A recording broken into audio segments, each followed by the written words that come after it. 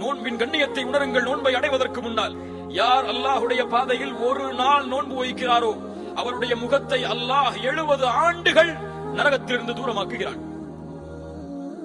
எப்படிப்பட்ட மாதம்! 30 நாட்கள் அல்லது 29 நாட்கள் முழுவதும் இந்த நன்மையை சுமந்த மாதம். மன் ஸாம ரமதான ஈமானன் வஹ்திஸாபன் குஃபிர லஹு மா தகத்தம மின் தம்பி.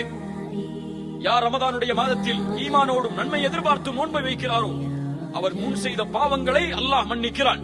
அல்லாஹ்வுடைய தூதர் ஸல்லல்லாஹு அலைஹி வஸல்லம் சொன்னார்கள், இந்த ரமதானுடைய மாதம் துவங்கினால் அழைக்கப்படும் யா பாகியல் கைரி அக்பில் வ யா பாகியஷ் ஷர்ரி அக்ஸிர்.